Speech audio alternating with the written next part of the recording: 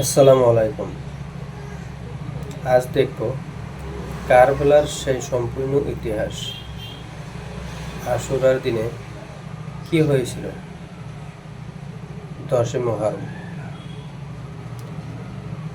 তাহলে দেখে নেই কি ঘটেছিল, সম্পূর্ণ ঘটনাটি দেখে নিচ্ছি। মদিনার আকাশ সেদিন খুবই সুন্দর শান্ত ছিল, কিন্তু হজরত ফাতেমা রাদিয়াল্লাহু তাআলা আনহার হৃদয় ছিল অশান্ত। চারিদিকে শুধু ঈদের আনন্দ, কিন্তু তাদের ঘরে ছিল দুঃখ। ঘরের বাইরে হজরত ইমাম হাসান ও হোসাইন রাদিয়াল্লাহু তাআলা আনহু দেখলেন তার মতো ছোট ছোট বাচ্চারা নতুন জামা পরে ঈদের ময়দানে যাচ্ছে। এটা দেখে হজরত হাসান রাদিয়াল্লাহু তাআলা আনহু তাদের বাড়ির দিকে আসতে লাগলেন। এদিকে হজরত ফাতেমা রাদিয়াল্লাহু তাআলা আনহা তার নিজ কক্ষে বসেছিলেন। মনে মনে ভাবতে লাগলেন, আজ তো ঈদের দিন, ইমাম হাসান হোসাইনের নতুন জামা নেই, তাদের কি জবাব দেব?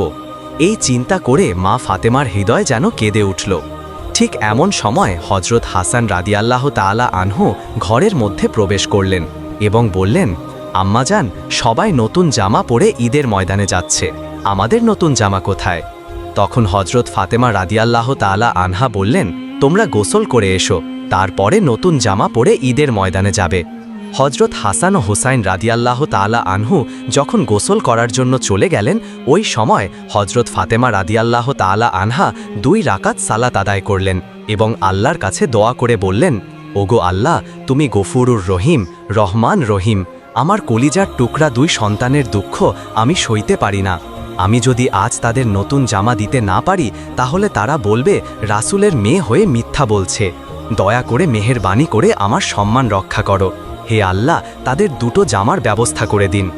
এই দোয়া করার সাথে সাথেই হজরত জিবরাইল আলাইহিস সালাম দর্জিসে 2টি জামা নিয়ে হজরত হাসান হোসাইনের কাছে হাজির হলেন এবং বললেন, এই নাও তোমাদের ঈদের নতুন জামা, তোমার মা তোমাদের জন্য জামা নিয়ে আসতে বলেছে।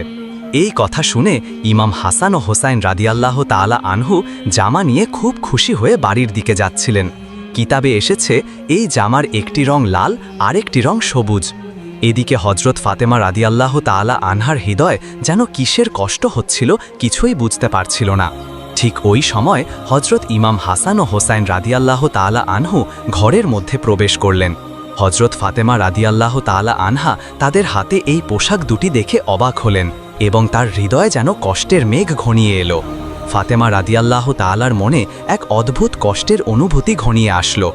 এই জামার রহস্য আর হাকিকাত জানার জন্য তিনি আর দেরি না করে হজরত মুহাম্মদ সাল্লাল্লাহু আলাইহি ওয়াসাল্লামের কাছে যাওয়ার সিদ্ধান্ত নিলেন। অন্যদিকে হজরত জিবরাইল আলাইহিস সালাম হজরত মুহাম্মদ সাল্লাল্লাহু আলাইহি ওয়াসাল্লামের কাছে হাজির হয়ে বললেন, হে আল্লাহর রাসূল, তোমার নয়নের মণি মা ফাতেমা 2টি জামার হকিকত জানার জন্য তোমার এখানে আসছে। তুমি তাকে বলে দিও, এই 2টি জামা জান্নাত থেকে পাঠানো হয়েছে। এই জামা শুধু পোশাক নয়, বরং এটি তাদের ভবিষ্যতের প্রতীক। লাল রং তাদের রক্তের প্রতীক, আর সবুজ রং জান্নাতের প্রতীক। হাসান ও হোসাইনের জন্য যে ফজিলত আল্লাহ নির্ধারণ করেছেন, তারই ইঙ্গিত এই জামা। এই কথা বলার পর হজরত জিবরাইল আলাইহিস সালাম সেখান থেকে বিদায় নিলেন। ঠিক ওই সময় হজরত ফাতেমা রাদিয়াল্লাহু তাআলা আনহা ঘরের মধ্যে প্রবেশ করলেন। তখন রাসূল সাল্লাল্লাহু আলাইহি ওয়াসাল্লামের চোখে পানি এসে গেল। তিনি বললেন, হে ফাতেমা, আমার এই 2টি কলিজার টুকরো যে কত বড় মর্তবা লাভ করবে, তার এক ঝলক আল্লাহ রাব্বুল আলামিন আজ আমাকে দেখিয়েছেন। ফাতেমা, তোমার সন্তানদের জন্য এই জীবন যেমন পরীক্ষার, তেমনই ফজিলতের। তারপর মুহাম্মদ সাল্লাল্লাহু আলাইহি ওয়াসাল্লাম আল্লাহর কাছে দোয়া করে বললেন, হে আল্লাহ, এর পরিবর্তে তুমি আমার উম্মতকে নাজাত দিও। এই কথা শুনে ফাতেমা রাদিয়াল্লাহু তাআলা আনহা চোখের পানি ধরে রাখতে পারলেন না এবং ভবিষ্যতের চিন্তায় ভারাক্রান্ত হয়ে উঠল। এইভাবে বছরের পর বছর অতিক্রম হতে লাগল। ইমাম হাসান ও হোসাইন রাদিয়াল্লাহু তাআলা আনহু বড় হতে লাগলেন। একে একে হজরত মুহাম্মদ সাল্লাল্লাহু আলাইহি ওয়াসাল্লাম হজরত ফাতেমা রাদিয়াল্লাহু তাআলা আনহার সহ 4 খলিফা পৃথিবী থেকে বিদায় নিলেন। এভাবেই বহু বছর অতিক্রম হয়ে গেল। সেই সময় রাষ্ট্রের প্রধান ছিলেন আমিরে মাবিয়া, তার পুত্র ছিল এজিদ। মাবিয়া যখন বার্ধক্য বয়সে উপনীত হল, তখন এজিদ ষড়যন্ত্র করতে লাগল। কিভাবে রাষ্ট্রের প্রধান হওয়া যায়। এদিকে অন্যায়ভাবে এজিদকে রাষ্ট্রশাসক পদে উপনীত করলেন, কিন্তু রাসূলের প্রতি ভালোবাসা, রসূলের আদর্শ না থাকার কারণে তাকে কেউ মনে প্রাণে ভালোবাসত না এবং শাসক হিসেবে মানতে পারল না। সবাই বলতে লাগলো, আমরা এজিদকে মানি না, হোসাইন আমাদের আশার আলো, আমরা হোসাইনের পক্ষে থাকতে চাই। এজিদ অন্যায়ভাবে সাধারণ মানুষকে অত্যাচার করে মানুষকে হত্যার ভয় দেখিয়ে নিজেই রাষ্ট্রের শাসক হলেন। একদিন এজিদ মনে মনে ভাবতে লাগল, এইভাবে চলতে থাকলে কখনোই আমি দেশের রাষ্ট্রপ্রধান হতে পারবো না। যেভাবেই হোক হাসান এবং হোসাইনকে শেষ করতে হবে, এই পথের কাঁটা সরাতেই হবে। আসলে এজিদ ছিল চরিত্রহীন, তার হৃদয়ে কোনো দয়ামায়া ছিল না, রাষ্ট্রের ক্ষমতার লোভে একেবারে অন্ধ হয়ে গিয়েছিল। একদিন এজিদ কুফা নগরীর গভর্নর ইবনে জিয়াদকে ডেকে বললেন, তুমি তো কুফার গভর্নর, হোসাইনকে কুফায় ডেকে আনো, কেননা মদিনাতে হোসাইনকে মারা যাবে না। তুমি যে কোনো কৌশলে কুফায় ডেকে আনো, নয়তো আমরা কিছুই করতে পারবো না। তুমি তার কাছে চিঠি লিখে জানাও এজিদের কাছে তোমাকে বায়াত হতে হবে। অতপর তারা মদিনাতে চিঠি পাঠাতে শুরু করল। এভাবেই যখন 40,000 চিঠি পৌঁছে গেল, তখন মদিনায় বিশিষ্ট জ্ঞানীগুণী ব্যক্তি এবং হোসাইন একটি গুরুত্বপূর্ণ আলোচনা সভার আয়োজন করলেন। হোসাইন রাদিয়াল্লাহু তাআলা আনহু বললেন, আমি কুফা যেতে চাই, সেখানে অনেক মানুষ আমার জন্য অপেক্ষা করছে। তখন সেখানে থাকা বিশিষ্ট ব্যক্তিদের মধ্যে একজন বললেন, হোসাইন, তুমি কুফাতে যেও না, কুফার আবহাওয়া ভালো না, সেখানে ইতিমধ্যেই অনেক সমস্যা সৃষ্টি হয়েছে। এখনও আমরা হাসানের ব্যথা ভুলিতে পারিনি, বরং সেখানে যাওয়ার আগে আমাদের মধ্য হতে একজনকে পাঠানো হোক, তার পক্ষে থেকে ভালো খবর আসলে তবেই তুমি যাবে। তখন হোসেন রাদিয়াল্লাহু তাআলা আনহু বললেন, ঠিক আছে, তাই হবে। তাহলে আপনারা বলুন কে যাবেন সেখানে। সেখানে অনেক লোক উপস্থিত ছিল, কিন্তু কেউ কুফা যাওয়ার জন্য রাজি হলো না। তার মধ্যে থেকে মুসলিম বিন আকিল নামের একজন বললেন, আপনারা নিশ্চিন্তে থাকুন, আমি আগে যাব। অতপর তারা সেদিনের মতো আলোচনা সভা বন্ধ করে একে একে ঘরে ফিরে আসলেন। মুসলিম বিন আকিল যখন কুফা যাওয়ার জন্য প্রস্তুত হচ্ছিলেন, সেই সময় তার দুটি পুত্র এসে বলল, আব্বাজান, আমরা কার কাছে থাকব?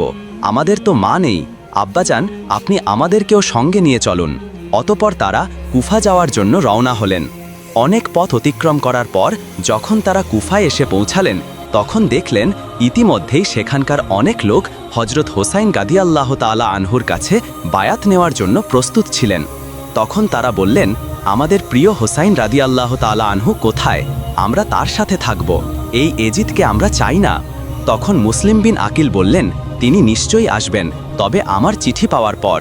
সেখানকার মানুষের হোসাইনের প্রতি ভালোবাসা এবং তার প্রতি অটুট বন্ধন দেখে মুসলিম বিন আকিল হোসাইনকে কুফা আসার জন্য বিস্তারিত চিঠি লিখলেন। অতপর একজন মুসলিম বিন আকিলের এই চিঠি হজরত হোসাইন রাদিয়াল্লাহু তাআলা আনহুর কাছে পৌঁছে দিলেন। চিঠি পেয়ে হজরত হোসাইন রাদিয়াল্লাহু তাআলা আনহু আর দেরি করলেন না, ৭২ জন সঙ্গী সাথী সহ কুফা যাওয়ার জন্য রওনা দিলেন। গোপন সূত্রে হজরত হোসাইনের আসার খবর এজিদ পেয়ে যায়। তখন এজিদ গোপনে হজরত হোসাইন রাদিয়াল্লাহু তাআলা আনহু এবং মুসলিম বিন আকিলকে হত্যা করার জন্য একটি ষড়যন্ত্র করলেন এবং একজন সেনাকে ডেকে বললেন, আপনি যদি মুসলিম বিন আকিলকে হত্যা করতে পারেন তবে আপনাকে অনেক পুরস্কার দেওয়া হবে।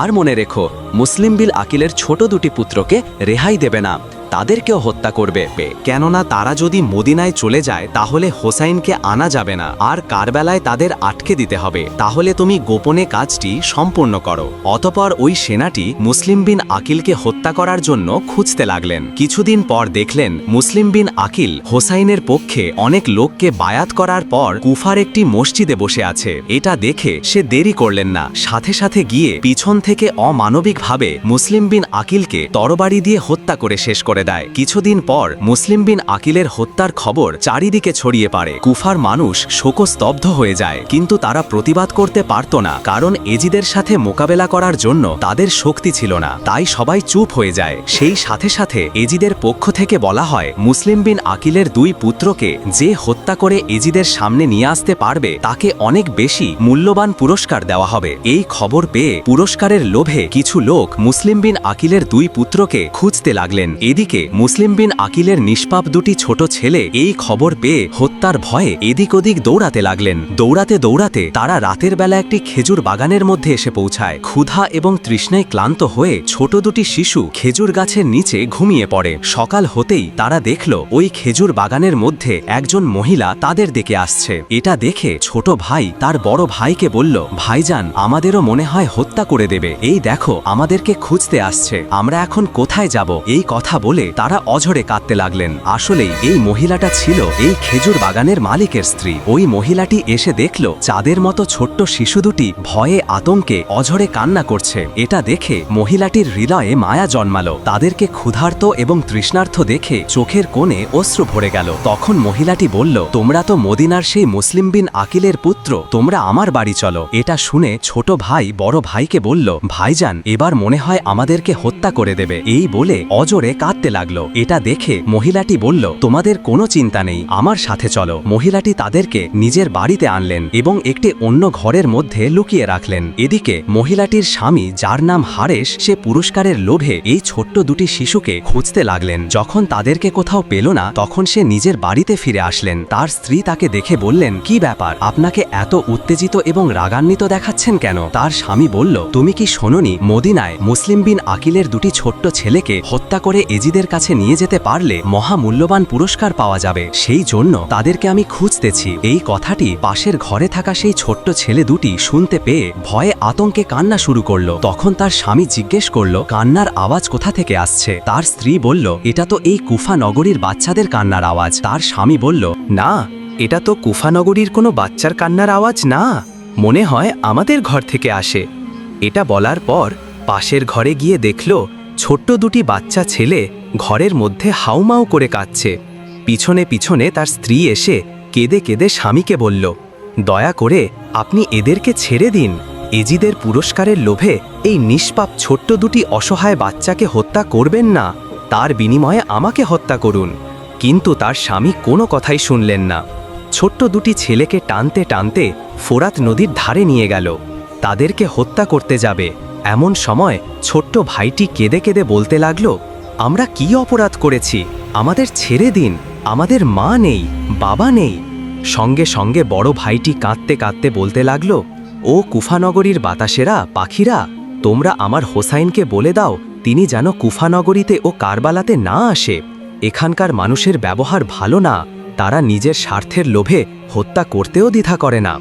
এই কথা বলা শেষ হতে না হতেই হারেস নামের সেই লোকটি ছোট্ট দুটি ছেলেকে হত্যা করে তাদের মস্তক কেটে এজিদের কাছে যেতে লাগল। এদিকে হজরত হোসেন রাদিয়াল্লাহু তাআলা আনহু এবং তার ৭২ জন সঙ্গী অনেক দিন ধরে পথ চলতে চলতে তারা ক্ষুধার্ত এবং তৃষ্ণার্ত হয়ে পড়েছিল। তাদের একটু বিশ্রামের প্রয়োজন ছিল। তখন সন্ধ্যা হয়ে এসেছিল। তাই হজরত হোসেন রাদিয়াল্লাহু তাআলা আনহু বললেন, আজকে রাতের মতো এখানেই আশ্রয় নিন, কাল সকাল হলেই আমরা আবার রওনা দেব। আপনারা সবাই এখানে তাঁবু খাটানোর ব্যবস্থা করুন।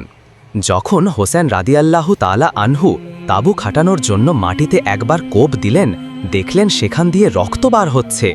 এটা দেখে হজরত হোসেন রাদিয়াল্লাহু তাআলা আনহু অন্যদের জিজ্ঞাসা করলেন, আপনারা বলতে পারবেন এই জায়গার নাম কি? তাদের মধ্য থেকে একজন বললেন, ইয়া হোসাইন, এই জায়গার নাম হলো কারবালা। এটা শুনে হজরত হোসেন রাদিয়াল্লাহু তাআলা আনহু চোখের পানি ছেড়ে বললেন, আপনারা এখানেই তাঁবু খাটান। আমার নানাজান হজরত মোহাম্মদ সাল্লাল্লাহু আলাইহি ওয়াসাল্লাম বলেছেন, তার উম্মতের নাজাতের জন্য এই কারবালায় আমি নাকি শহীদ হয়ে যাব। এদিকে গোপন সূত্রে এজিদ সমস্ত খবর পেয়ে যায়। অতপর সকাল হতে না হতেই এজিদের ৪,০০০ সৈন্য হোসেন রাদিয়াল্লাহু তাআলা আনহুর তাঁবুর চারিদিকে ঘিরে ধরেছে। কয়েকজন এজিদের সৈন্য হজরত হোসেন রাদিয়াল্লাহুর কাছে এসে বলল, হোসাইন, আর সামনে এগানো যাবে না, তুমি আমাদের সঙ্গে যুদ্ধ করো। তখন হোসেন রাদিয়াল্লাহু তাআলা আনহু বললেন, প্রিয় ভাইরা, আমি আপনাদের সাথে যুদ্ধ করতে আসিনি, আমি তো এসেছি শুধুমাত্র বন্ধুত্বের সম্পর্ক স্থাপন করতে। কিন্তু এজিদের সৈন্যেরা কিছুই বুঝলেন না। তারা বললেন, আমরা আপনার কোনো কথা শুনব না, আমাদের সাথে যুদ্ধ করো, নয়তো ফিরে যাও। তখন হোসেন রাদিয়াল্লাহু তাআলা আনহু বললেন, ভাইয়েরা, আমরা যুদ্ধে আসিনি, আমরা ন্যায় প্রতিষ্ঠার জন্য এসেছি। কিন্তু যদি এজিদের জুলুমের বিরুদ্ধে লড়াই করতে হয়, তবে মৃত্যুকেও আলিঙ্গন করতে আমরা প্রস্তুত। এই কথা বলে হজরত হোসেন রাদিয়াল্লাহু তাআলা আনহু তাঁবুর দিকে ফিরে আসলেন। এইভাবে 2-3 দিন অতিবাহিত হয়ে গেল। অতপর রাতের বেলা অনেক চিন্তা করার পর হজরত হোসেন রাদিয়াল্লাহু তাআলা আনহু তাঁবুর বাইরের সমস্ত আগুন নিভিয়ে সবার উদ্দেশ্য করে বললেন, আপনারা সবাই কারবালা ছেড়ে প্রাণ বাঁচানোর জন্য ফিরে যান, কেননা আমাদের কাছে কোনো অস্ত্র নেই, আর আমরা তো মাত্র এই 72 জন, আর এজিদের সৈন্য 4000। অতএব তোমরা আমার কথা শুনো, তোমরা ফিরে যাও। আমি একাই এই এজিদের বিরুদ্ধে যুদ্ধ করে শহীদ হয়ে যাব, কিন্তু রসুলের আদর্শ নীতি এবং ইসলামকে কখনোই শেষ হতে দেব না। এই কথা বলার পর তাঁবুর আগুন জ্বালিয়ে পিছনে চেয়ে দেখল কেউ সেখান থেকে পালায়নি। সবাই হাউমাউ করে কাঁদছে, আর সবাই একসঙ্গে বলছে, ইয়া হোসাইন, আমরা সবাই তোমার সাথে আছি, দরকার হলে এজিদের বিরুদ্ধে যুদ্ধ করে শহীদ হয়ে যাব, তবুও তোমায় ছেড়ে যাব না। পরের দিন সকালবেলা হজরত হোসাইন রাদিয়াল্লাহু তাআলা আনহুর স্ত্রী তার কাছে এসে বলল, প্রাণের স্বামী, এই ছোট্ট 6 মাসের শিশুর গত 3 দিন ধরে খাবার পানি কিছুই খাওয়া হয়নি, খোদায় তৃষ্ণায় কাতর হয়ে পড়েছে, দয়া করে এই শিশুর জন্য একটু পানির ব্যবস্থা করুন। তখন হজরত হোসাইন রাদিয়াল্লাহু তাআলা আনহু 6 মাসের কচি শিশুকে কোলে নিয়ে একটু পানির জন্য সামনে এগোতে লাগলেন। সেখানে গিয়ে দেখলেন এজিদের সৈন্যরা ফুরাত নদীর পানি বন্ধ করে দিয়েছে। এটা দেখে হজরত হোসাইন রাদিয়াল্লাহু তাআলা আনহু খুবই নম্রভাবে অনুরোধ করে বললেন, দয়া করে এই ছোট্ট শিশুটির একটু পানি দিন, তৃষ্ণায় আমার কচি শিশুর গলাটা শুকিয়ে গিয়েছে, যদি প্রতিশোধ নিতে হয় তাহলে আমাদের ওপরে নিন, এই কচি শিশু তো কোনো দোষ করেনি, দেখুন আপনাদেরও তো এমন ছোট্ট শিশু রয়েছে, দয়া করে আমার এই অনুরোধটুকু রাখুন। কিন্তু অসভ্য এজিদের সৈন্যদের হৃদয়ে এতটুকু মায়া তো হলোই না, বরং পানির বদলে পিছন থেকে একটি বিষাক্ত তীর ছুড়ল, আর ওই তীর কোলে থাকা সেই ছোট্ট শিশু আলী আজগরের পিছন থেকে প্রবেশ করে সামনের দিকে বার হয়ে যায়। এটা দেখে হোসাইন রাদিয়াল্লাহু তাআলা আনহু চোখের পানি আর ধরে রাখতে পারলেন না, কাঁদতে কাঁদতে তাঁবুর দিকে ফিরে আসতে লাগলেন। তাঁবুর কাছে এসে তার স্ত্রীকে বললেন, এই নাও তোমার কলিজার টুকরো, নয়নের মণি, সন্তানের পানি পিপাসা জীবনের মতো তারা মিটিয়ে দিয়েছে, সে জীবনে আর কখনোই পানি পান করবে না।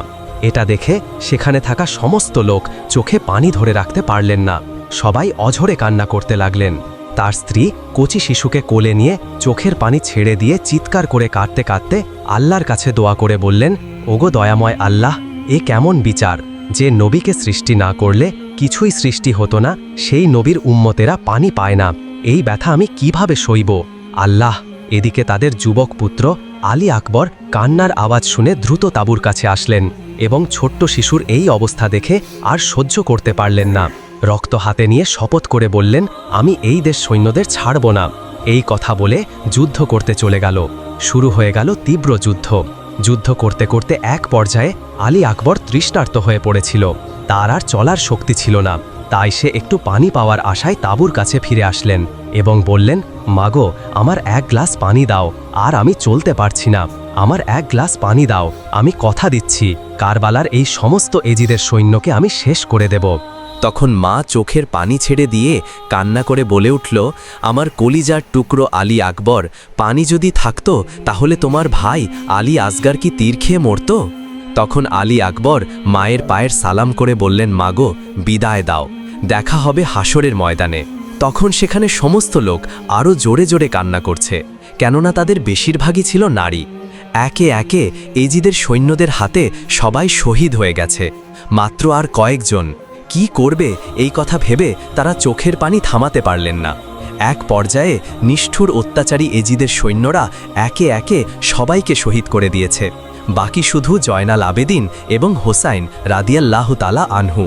অতপর ক্ষুধার্ত তৃষ্ণার্ত ক্লান্ত জয়নাল আবেদিন বললেন, হোসাইন, তুমি যেও না, আমি যুদ্ধ করতে যাব।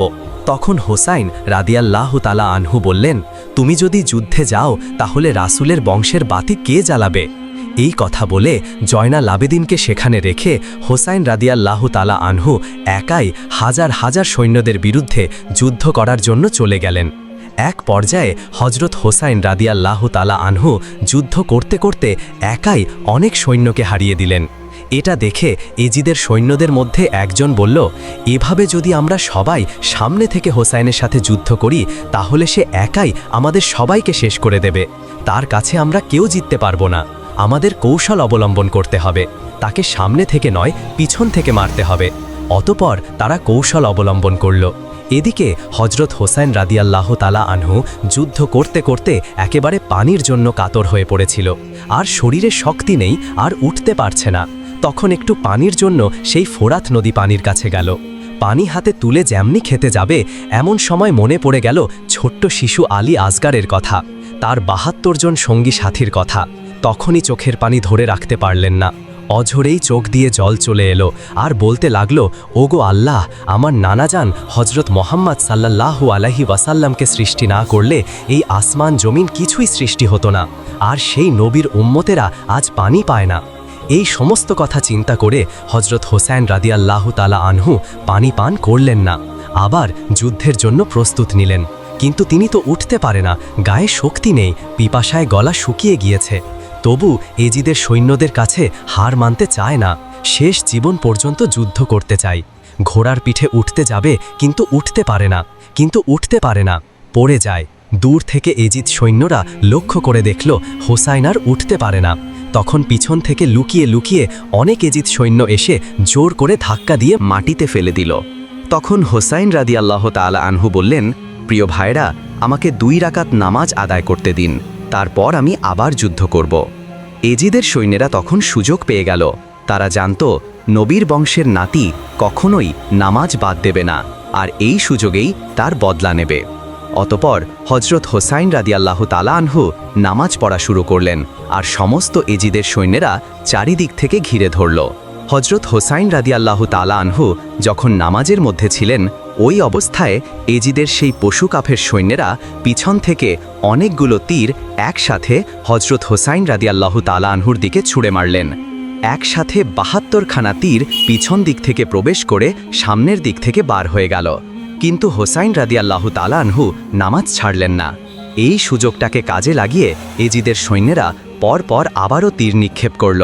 হজরত হোসাইন রাদিয়াল্লাহু তাআলা আনহু যখন নামাজ শেষ করলেন, ততক্ষণে অনেকগুলো তীরের আঘাতে শরীর ঝাঁঝরা করে দিয়েছে।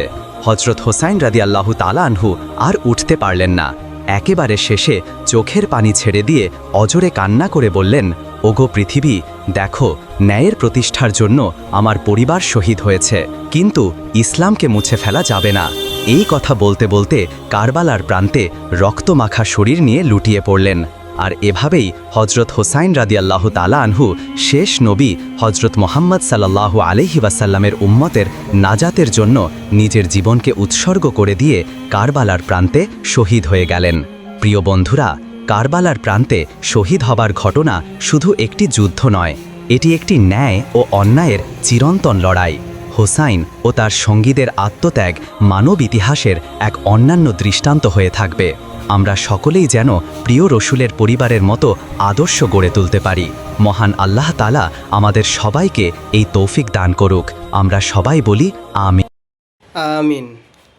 নতুন নতুন ভিডিও পেতে চ্যানেলটিকে সাবস্ক্রাইব করে দিন।